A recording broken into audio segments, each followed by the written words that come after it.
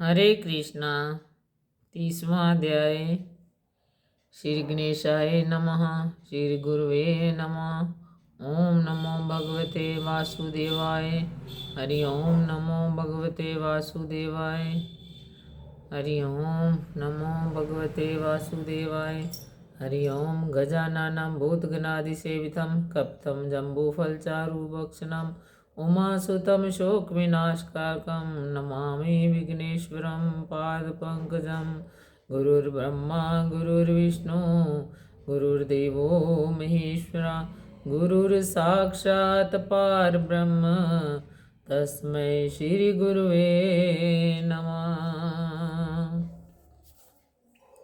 कल जैसा कि आपने 29वें अध्याय में पीपल की महिमा का वर्णन सुना और आज 30वें अध्याय में राजा पृथु कहते हैं कि हे नारद जी, भीष्म पंचक व्रत कैसे प्रसिद्ध हुआ।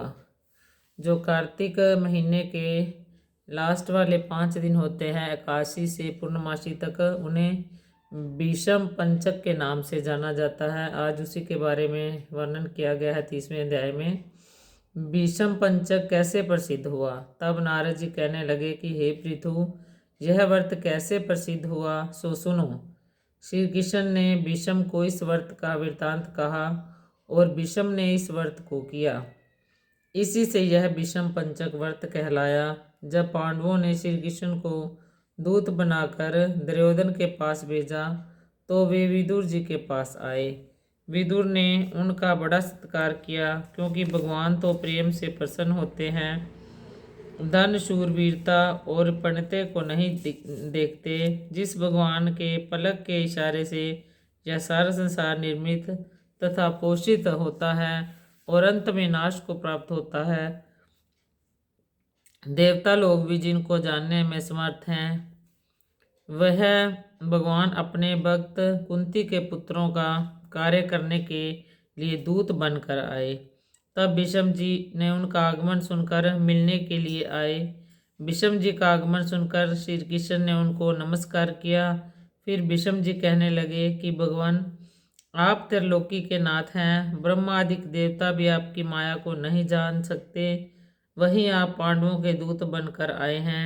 ऐसा पांडवों के पास क्या वशीकरण मंत्र है जिसके प्रभाव से आप उनके इतने वशीभूत हैं।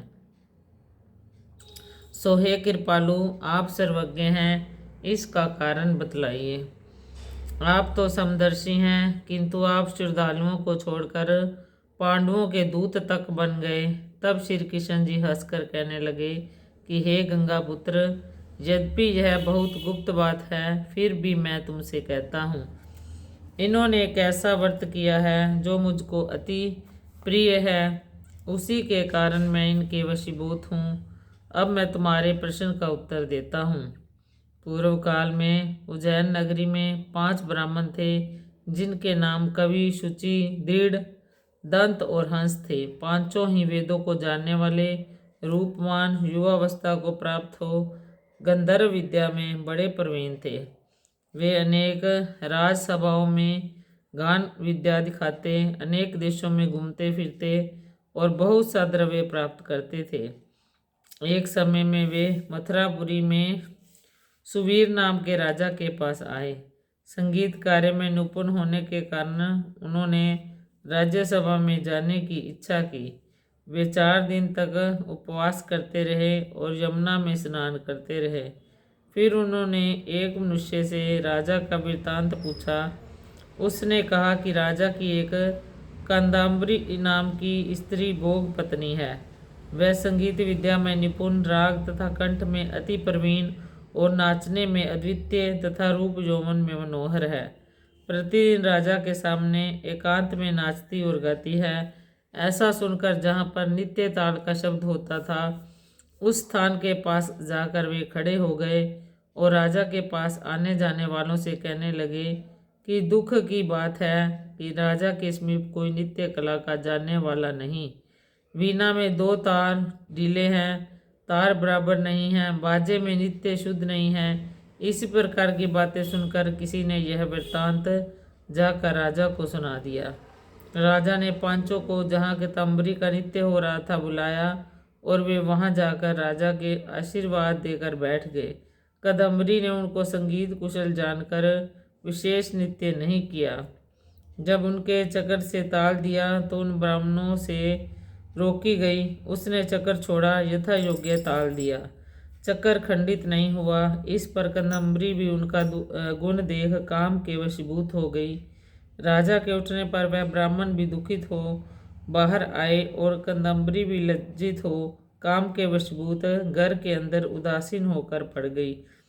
फिर चोरी से एक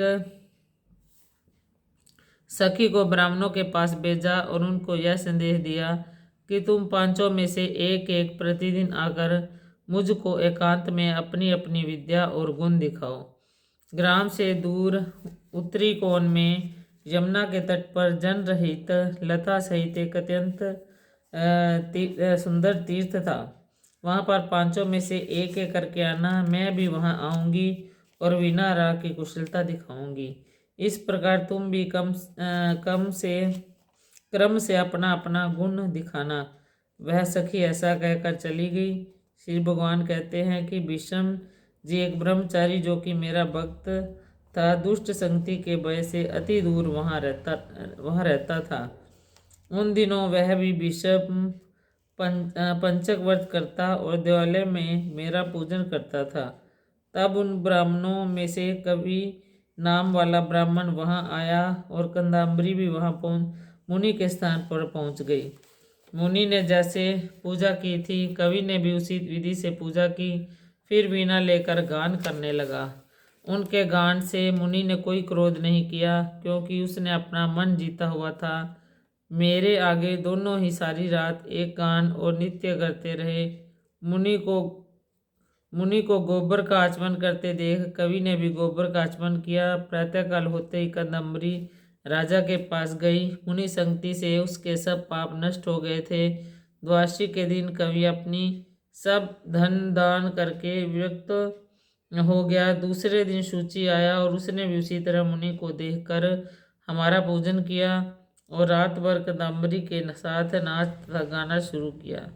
मुनि को गोमूत्र का आचमन करते हुए देखकर उसने भी गोमूत्र का आचमन किया और प्रातः समय अपना सब दान आदि देकर वह भी विरक्त हो गया और कहने लगा कि जिस तरह कदम्बरी का नित्य गान और रूप देखकर मुनि का मन विचलित नहीं हुआ, उसी प्रकार अपने मन को वश में रखना चाहिए। इस तरह त्रयोदशी के दिन कदम्बरी को देखने के लिए दृढ़ नाम वाला ब्राह्मण आया।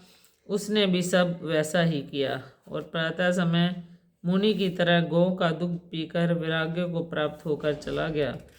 चतुर्दशी को दंत नाम वाला ब्राह्मण आया और इस प्रकार सब क्रिया करता हुआ मुनि से बचे हुए घी को पीकर शुद्ध चित्त होकर विरक्त हो गया। पूर्णमासी को हंस ब्राह्मण तथा और भी मुनि को देखकर नमस्कार करके नदी